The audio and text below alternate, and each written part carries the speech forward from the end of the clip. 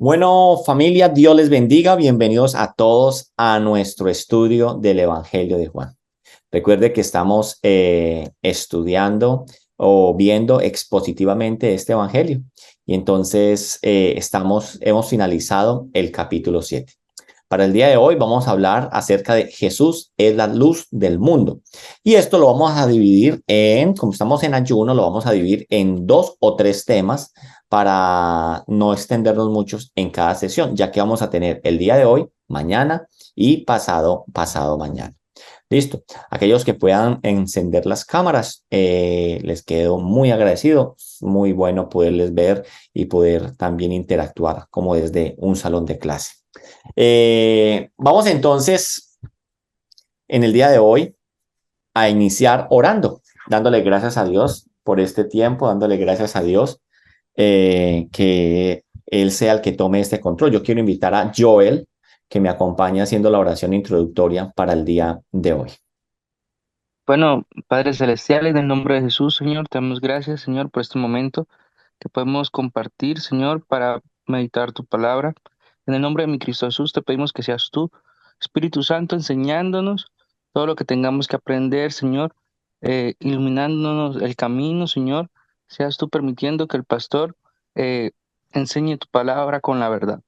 En el nombre de mi Cristo Jesús, te alabamos, glorificamos tu santo nombre. Amén. Amén. Muchas gracias, muchas gracias. Amén. Bueno, vamos entonces a, como les dije inicialmente, vamos a ver hoy la sesión. En este día vamos a hablar acerca de Jesús es la luz del mundo. ¿Listo? Entonces, en este Jesús es la luz del mundo, tenemos que recordar que nuestra última clase hemos finalizado en el capítulo 7 del Evangelio de Juan. Hoy vamos a iniciar el capítulo 8. En este estudio del capítulo 7, estuvimos viendo cómo el Señor Jesús, en medio de la fiesta de los tabernáculos que se festejaba, la protección y la fidelidad de Dios con su pueblo en los 40 años del peregrinaje por el desierto, ¿cierto? Que eso es lo que dijimos que significaba esta fiesta para estas personas.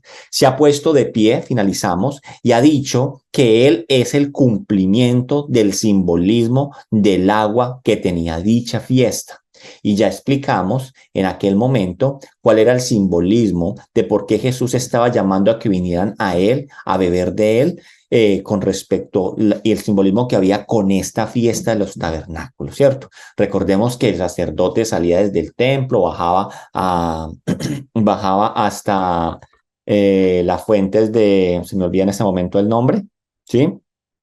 Bajaban, no, Bethesda, no, Siloé, perdón, hasta el pozo de Siloé y recogía un agua y había toda una procesión y venían y la entregaban en el templo, ¿cierto? Alrededor del altar. Entonces, Jesús se puso de pie, dice en la palabra de Dios, en Juan 7, 37 y 38, y está diciendo que Él es el cumplimiento. Yo los quiero invitar a que ustedes me acompañen y recordemos cómo finalizamos la clase pasada, porque lo de hoy se va a concatenar con respecto a cómo Jesús finalizó en la clase, en el capítulo anterior. Entonces dice que el versículo 37 del capítulo 7 dice, en el último y gran día de la fiesta, Jesús se puso en pie y alzó la voz, diciendo, si alguno tiene sed, venga a mí y beba. El que cree en mí, como dice la escritura, de su interior correrán ríos de agua viva. Estudiamos entonces lo que esta afirmación del Señor Jesucristo significaba y lo que también esta declaración de Jesús desencadenó. ¿Y qué dijimos en nuestra última clase? Que esta declaración o lo que Jesús estaba hablando desencadenó que unos creían y otros refutaban la fe de estas personas que creían en Jesús. Y vimos 3 grupos en aquel momento. Y allí entonces terminamos el estudio finalizando con el versículo 52 del capítulo 7. Ahora, yo sé que si usted se va a sus Biblias, en este momento yo los invito a que abra su Biblia, por favor, sea virtual, en su celular o física, Yo digo que este tema de hoy vamos a hablar acerca de Jesús es la luz del mundo.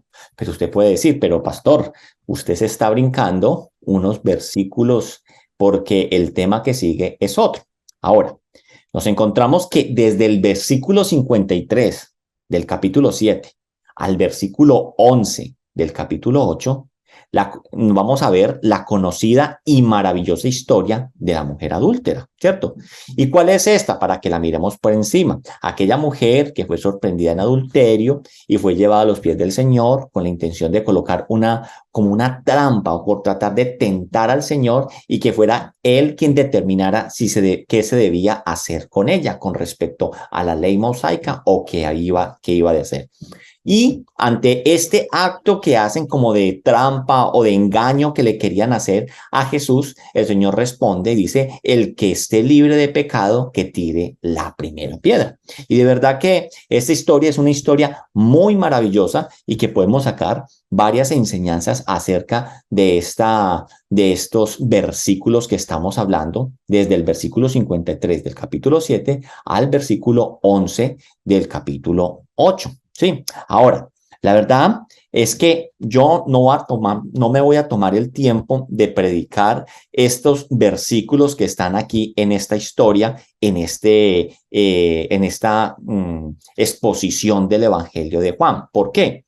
Porque este relato que nosotros estamos viendo acerca de la mujer adúltera, si usted se va a sus Biblias, si busca de pronto, no sé si en una Reina Valera 60, pero lo puedo ver en una Reina Valera 95, lo podemos ver en una nueva traducción viviente.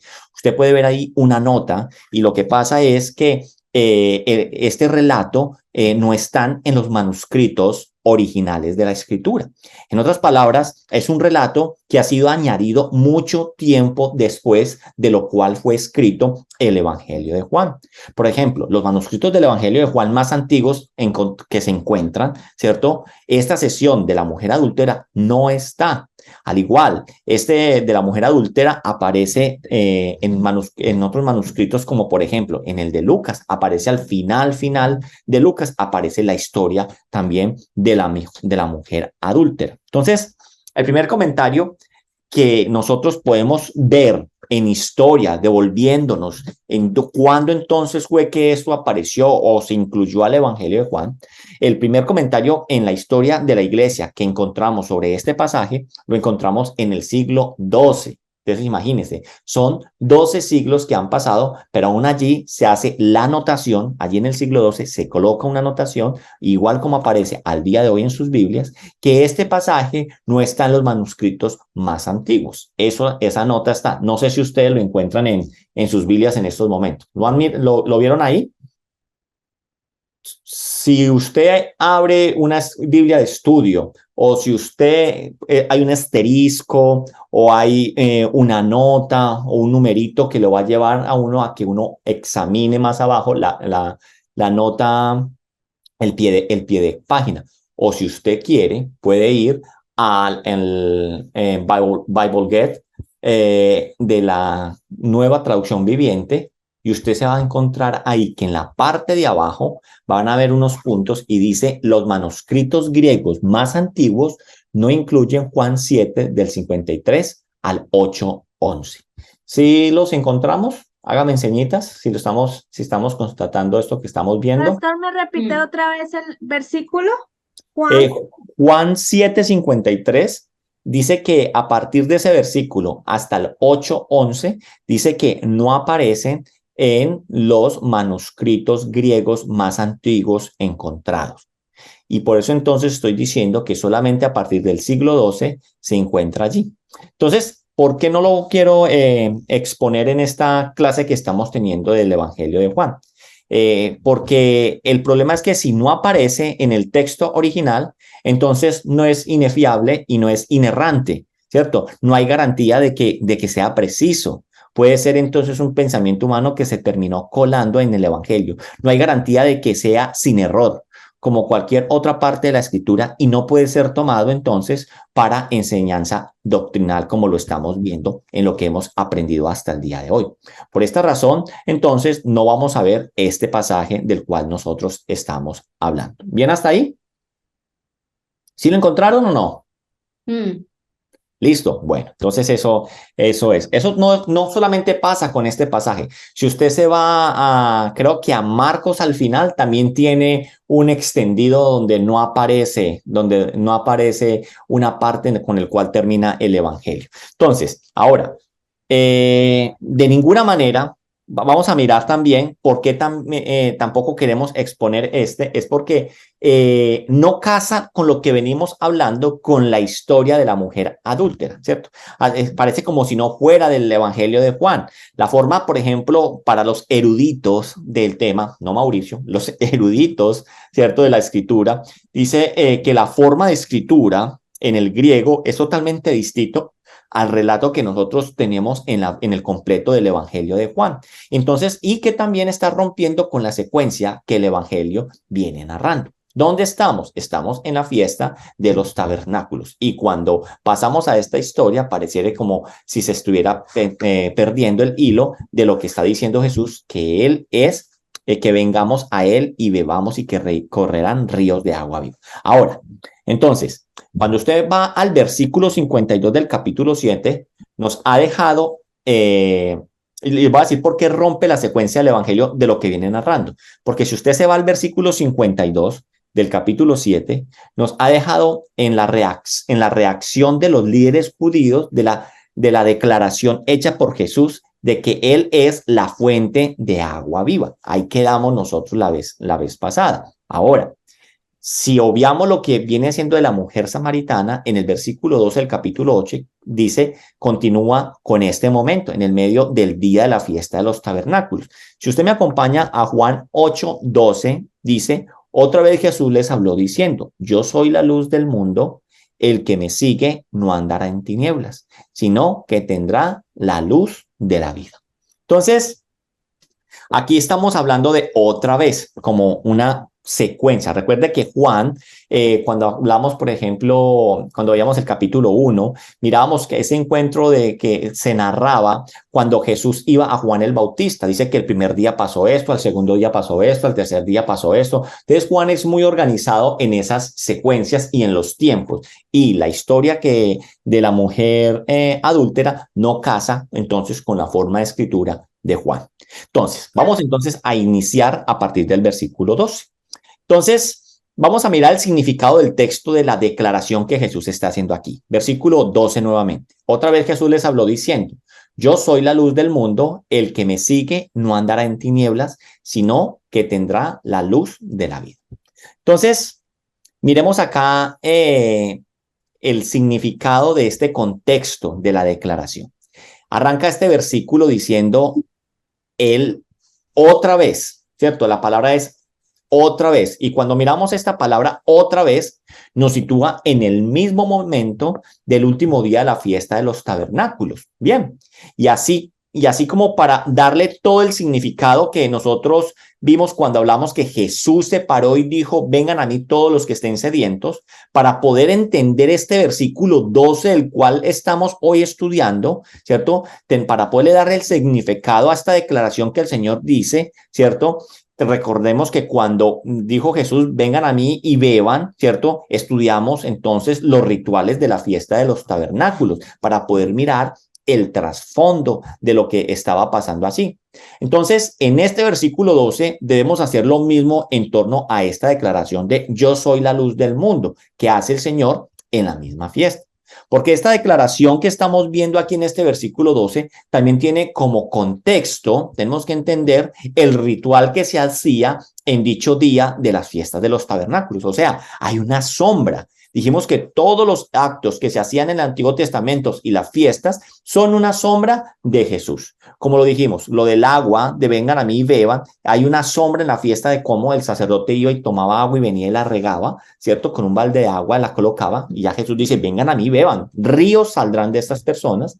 Aquí cuando él dice la luz, también hay un contexto con respecto a esta fiesta de los tabernáculos. Entonces, nuevamente veamos el ritual de la fiesta de los tabernáculos, pero ahorita centrándonos con respecto a la luz. Ya miramos con respecto al agua, ¿cierto? Entonces, como hemos señalado repetitivamente, la fiesta de los tabernáculos, ellos lo que hacen es la celebración del pueblo de Dios que recordaban la fidelidad de Dios en el peregrinaje por el desierto, cuando el Señor les proveyó lo necesario en medio de ese peregrinaje.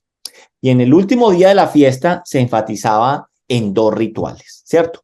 Uno era el del agua, ¿cierto? El ritual del agua, que recordamos cómo Dios le había dado, que se recordaba cómo Dios le había dado el líquido vital, a lo cual el Señor Jesús afirma ser la verdadera fuente de agua de vida eterna, ¿cierto? Entonces hay un contraste con respecto a esto, pero además de este ritual del agua, ¿cierto? Los judíos también tenían otro ritual, ¿cierto? En ese día, y ese era la procesión de las antorchas.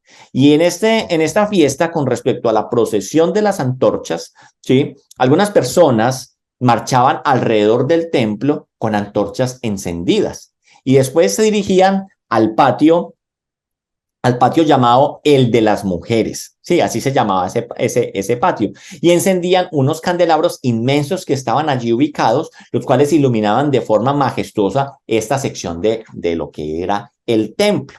Y desde afuera del templo, cuando se observaba lo que allí se hacía, esta sección parecía como un foco de luz para toda la ciudad, como que de allí se irradiaba una luz. Entonces, ¿qué simbolizaba este ritual que ellos hacían?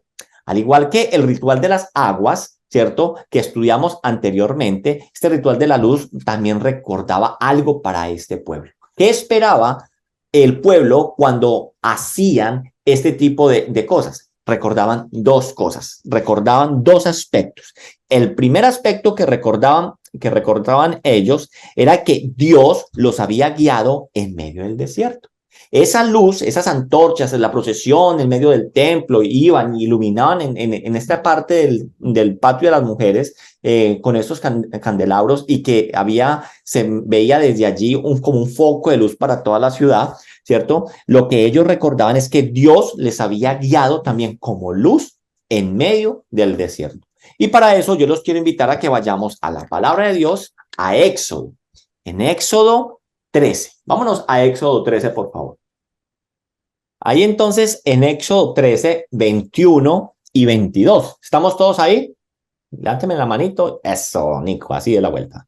Entonces, en Éxodo 13, 21, 22 nos dice: y Jehová iba delante de ellos de día en una columna de nube para guiarlos. Recuerda que están en el desierto, porque esta fiesta, recuerda, es el trasegar de los 40 años en el desierto. ¿Listo? Entonces, en una columna de nube para guiarlos por el camino. Y de noche, en una columna de fuego para alumbrarles, a fin de que anduviesen de día y de noche.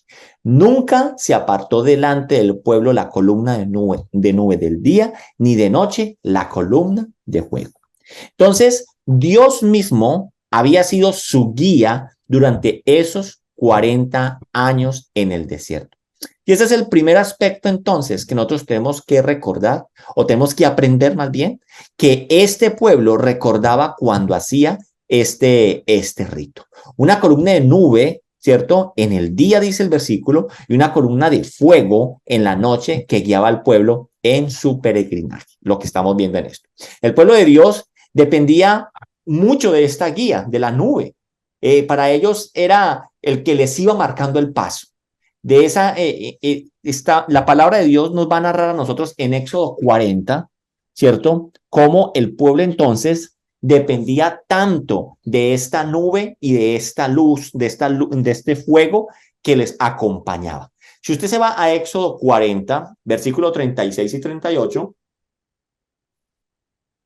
vamos a leer lo siguiente. ¿Estamos ahí? En Éxodo 40, 36, 38 dice lo siguiente: y cuando la nube se alzaba del tabernáculo, los hijos de Israel se movían en todas sus jornadas. Pero si la nube no se alzaba, no se movían hasta el día en que ella se alzaba, porque la nube de Jehová estaba de día sobre el tabernáculo y el fuego estaba de noche sobre él, a vista de toda la casa de Israel en todas sus jornadas. Entonces miren lo importante, cómo ellos dependían, les marcaba el paso, era la que les traía luz a ellos en medio de la noche. En la fiesta de los tabernáculos, entonces, por medio de este ritual de las antorchas y de los candelabros, ellos recordaban con alegría esa guía que fue Dios a través entonces de todo ese trasegar por el desierto y cómo esa nube que era también fuego les marcó el paso y les condujo por donde tenían que ir. Recordemos ese evento, ¿cierto? Entonces, como el primer aspecto. Segundo, el segundo aspecto también que ellos recordaban era de la llegada de un Mesías, ¿cierto? Eso era la otra cosa que ellos estaban recordando en medio de esta fiesta de los Sukkot o de los tabernáculos, porque las promesas sobre el Mesías nos indicaban que él volvería a guiar tal y como lo hacía la nube, ¿cierto? O dice que el Mesías indicaría que volvería a guiar como aquella fuente de luz que guió al pueblo en el pasado durante esos 40 días. Y si usted me acompaña a Isaías 42, 6 y 7, vamos entonces hablando del Mesías. Dios dice que por medio del profeta, por medio de este profeta Isaías, dice entonces cómo sería ese Mesías. Isaías 42, 6 y 7. Y dice, yo Jehová te he llamado en justicia y te sostendré por la mano. Te guardaré y te pondré por pacto al pueblo, por luz de las naciones, para que abras los ojos de los ciegos, para que saques de la cárcel a los presos y de casas de prisión a los que moran en tinieblas. Bien, y si usted se va a Isaías 49, 6, también nos dice la palabra de Dios lo siguiente. Poco es para mí que tú seas mi siervo para levantar las tribus de Jacob y para que restaures el remanente de Israel. También te di por luz de las naciones para que seas mi salvación hasta lo postrero de la tierra. Ahora, está hablando de Cristo. Sí, del Mesías, ¿cierto? Está hablando de Cristo, que por eso dijimos que el segundo aspecto que ellos recordarían era la llegada de ese Mesías, la llegada de ese Cristo, ¿cierto? Entonces, ahora, entendiendo todo este contexto que encierra este ritual que ellos hacían con respecto a las antorchas que iban, iluminaban, ¿cierto? Sabiendo todo este ritual, sabiendo que el Señor entonces se hallaba allí en el patio de las mujeres, porque ¿dónde está Jesús hablando acerca de este versículo 12? Él está en el patio, ¿cierto? Él está allí en ese patio, en el de las mujeres, donde se encendían esos candelabros gigantes. Porque si usted me acompaña al versículo 20, Juan 8:20, Juan 8:20 dice, estas palabras habló Jesús en el lugar de las ofrendas, que viene siendo el patio de las mujeres, enseñando en el templo y nadie le prendió porque aún no había llegado su hora. Entonces sí podemos ver entonces nosotros cómo Jesús encarna cada una de esas cosas. Qué tan hermoso es ver el trasfondo de cada uno de estos versículos y cómo Jesús en esta fiesta, ¿cierto? Está encarnando lo que ellos estaban esperando. Entonces, ahora, con esta contextualización, podemos entender todo lo que apuntaba o significaban estas palabras que el mismo Señor Jesús está dando allí en aquel lugar. Versículo 12, otra vez Jesús les habló diciendo, yo soy la luz del mundo, el que me sigue no andará en tinieblas, sino que tendrá la luz de la vida. Entonces, con esta declaratoria, el Señor está haciendo unas afirmaciones muy importantes. El Señor allí, en medio de esta fiesta, vuelve a afirmar una vez más que Él es el Mesías esperado. ¿Sí? Allí, en medio de esta fiesta, Él está declarando que Él es el cumplimiento de las promesas al decir esto y al hacerlo. Y por tercero, él está también diciendo que Él es el verdadero significado de los rituales y simbolismos que realizaba su pueblo. Solo que Jesús les está diciendo a este pueblo que de pronto para nosotros lo podemos terminar obviando porque no conocemos el trasfondo, pero mire que ya conociendo el trasfondo, si Jesús está diciendo que Él es la luz, está diciendo que Él está representando lo mismo que representaron en la fiesta, o sea que Él es ese Mesías. Entonces son esas tres declaraciones. ¿Bien hasta ahí? ¿Sí? Bueno, ahora, sigamos pues. Aún más, si somos conscientes de lo que Jesús está diciendo aquí, yo soy la luz. En este versículo dice, yo soy la luz del mundo. Si somos conscientes, esta es la segunda vez que el apóstol Juan nos está narrando que Jesús utiliza el nombre que con el cual Dios se reveló al pueblo en torno de sí mismo. Si usted recuerda lo que dice Éxodo 3, del 13 y 14, Éxodo 3, 13 y 14. Yo soy.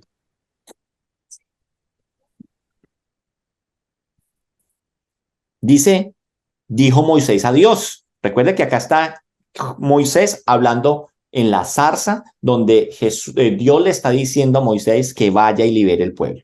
Entonces, dice la palabra de Dios, versículo 3, dijo Moisés a Dios, he aquí que llego yo a los hijos de Israel y les digo, el Dios de vuestros padres me ha enviado a vosotros. Si ellos me preguntaren cuál es su nombre, ¿qué les responderé? Versículo 14. Y respondió Dios a Moisés, yo soy el que soy. Y dijo, así dirás a los hijos de Israel, yo soy, me envió a vosotros.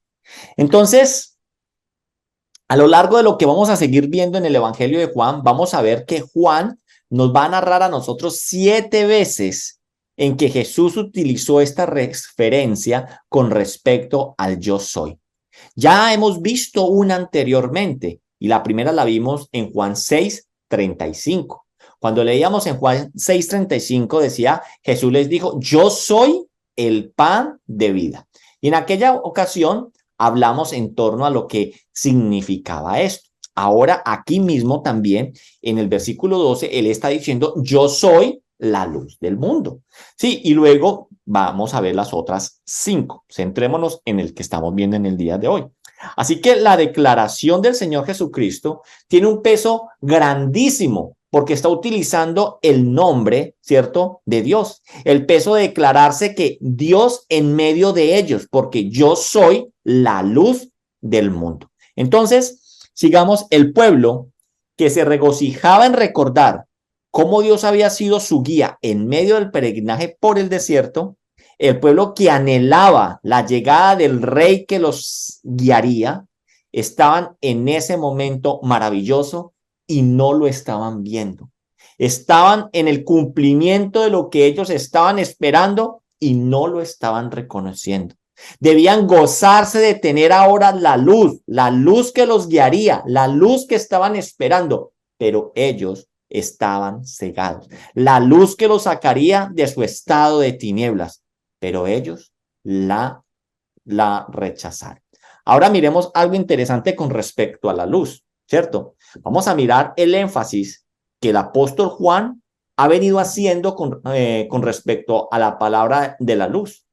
El apóstol Juan está haciendo aquí un énfasis con respecto a la luz, y no solamente en este versículo. Recordemos algo hacia atrás que ya hemos visto. Si usted ha seguido nuestros estudios durante todo este tiempo, tenemos que recordar que el apóstol Juan, desde el inicio del evangelio, desde el capítulo 1, ha enfatizado que Jesús es la luz que vino al mundo. Juan lo dijo. Hagamos un recorrido hasta donde nosotros vamos en el día de hoy. Si usted va a Juan 1, 4 y 5, Juan 1, 4, 5, Juan el evangelista nos está haciendo allí ya un énfasis y él dice, en él está la vida y la vida era la luz de los hombres. La luz, dice, la luz en las tinieblas resplandece y las tinieblas no prevalecieron contra ella. Nos está diciendo aquí a nosotros este versículo. Y ahí mismo en el capítulo 1, en el versículo 9 y 10, vuelve y habla acerca de la luz. Este es el prólogo de Juan. Dice, aquella luz verdadera que alumbra a todo hombre venía a este mundo. ¿Listo? En el mundo estaba y el mundo por él fue hecho, pero el mundo no le conoció. Es lo que está pasando en este momento de lo que estamos estudiando. Ahora vamos a capítulo 3, versículo 19. Juan 3:19 y dice, y esta es la condenación, que la luz vino al mundo y los hombres amaron más las tinieblas que la luz, porque sus obras eran malas. Entonces, cuando nosotros vemos todos estos énfasis que Juan Apóstol está haciendo con respecto a la luz, en cada una de las referencias que Juan hace acerca de que Jesús es la luz, nos encontramos con una contraparte. No sé si se dieron cuenta. Y la contraparte son ¿quiénes? ¿Son qué? Las tinieblas. Las tinieblas. ¿Sí? Y acá en Juan 8:12 no es la excepción. Él dice, yo soy la luz del mundo, el que me sigue no andará en tinieblas. Vuelve a aparecer en las tinieblas, ¿sí? Sino que tendrá la luz de la vida, dice en este versículo. Entonces, la pregunta que surge es, ¿entenderían ellos que estaban en tinieblas? ¿Entendería este pueblo que ellos estaban en tinieblas? ¿Entendemos nosotros que nuestra vida sin Jesús está en tinieblas? O más bien, ¿entendemos entonces en general los hombres, los seres humanos, que nos hallamos en tinieblas sin Jesús? Esta declaración que el Señor Jesús está haciendo solo toma relevancia en aquellos que conocen que necesitan una luz, de una guía para sus vidas. Esto de que yo soy la luz del mundo, ahí vuelve y juega. Jesús entonces es la luz para el mundo. Sí, pero para aquellos que les toma la relevancia de que ellos necesitan la luz porque saben que están en tinieblas. Y el único que nos puede revelar que estamos en tinieblas, por eso la pregunta, ¿entenderían ellos que están en tinieblas? ¿O entiende hoy la humanidad y el mundo que está en tinieblas? Porque el pueblo cuando Jesús estaba en medio del desierto, el pueblo sabía que necesitaban la luz en medio del desierto. Y por eso ellos no se movían, si la nube y el fuego no se movían, porque era de guía en el día y de luz en las noches. ¿En medio de qué? En medio de las tinieblas. Ellos sin duda dirían, sí, necesitamos la luz, sí, necesitamos de la guía de Dios. Pero hoy la humanidad le es difícil reconocer eso, le es difícil decir que necesitan la guía de la luz del mundo, porque no sabemos que estamos en tinieblas. Ahora vamos a pasar a un segundo punto. Vamos a hablar de la declaración, ¿cierto? De cómo esta declaración que Jesús está hablando de la luz, ¿cierto? Señala la condenación del hombre sin Cristo, que es de lo que venimos hablando. ¿Sí? ¿Sí me hago entender ahí? Pero este punto no lo voy a desarrollar en el día de hoy, lo vamos a desarrollar en el día de mañana, porque son las 8:40. Vamos entonces a orar. Papá Dios, yo te doy gracias por esta noche, por tu palabra, Señor, que llega a nuestras vidas.